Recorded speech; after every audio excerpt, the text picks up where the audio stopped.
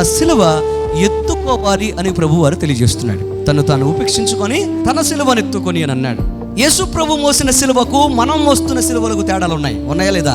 యేసు ప్రభు సిలువ దేనికోసం అనంటే ఆయన సర్వ మానవాళి రక్షణ కోసం.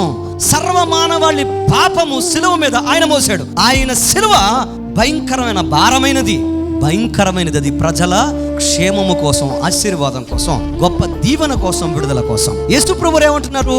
తన సిలువ అంటే నీ సిలువను వెతుకోవాలి. ఎవరికి తగ్గట్లుగా మన సిలువ మనం మోస్తూ ఆయన సిలువను మోయాలి.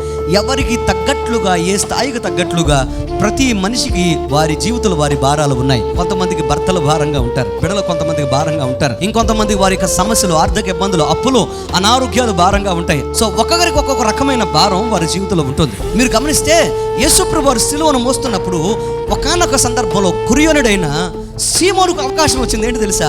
ఆయన సిలువను మోసే అవకాశం. ఎవరి సిలువ? యేసయ్య సిలువ మోసే అవకాశం వచ్చింది. మోయినన్నాడా? ఆనందంగా మోసాడు. ఈరోజు పిలువబడిన మీరందరూ కూడా దేవుని సన్నిధిలో ఆయన సిలువను మోసే అవకాశం మీకు చాలా సందర్భాల్లో వస్తుంది. అలాగే అవకాశం వచ్చిన వారు ఏం చేశారు? ఈరోజు నిలబడి ఆయన సిలువ వార్తను ప్రకటన చేశారు. అలాగే ఇంకొంతమంది ఏం చేశారు తెలుసా? టీ పెట్టేవారు టీ పెట్టారు, తుడిచేవారు తుడిచారు, అలాగే వండేవారు వండారు, పరిచర్య చేసేవారు పరిచర్య చేశారు, ఆటో తోలేవారు ఆటో తోలారు, వెళ్ళిన తర్వాత తడిగుడ్డ పెట్టేవారు తడిగుడ్డ పెడతారు, అలాగే మీటింగుల కోసం సిద్ధపరిచేవారు మీటింగుల కోసం సిద్ధపరుస్తూ ఉంటారు.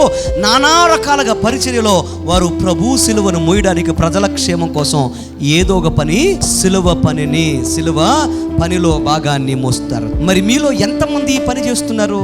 ఎంతమంది ఈ సిలువ భారాన్ని మోస్తున్నారు?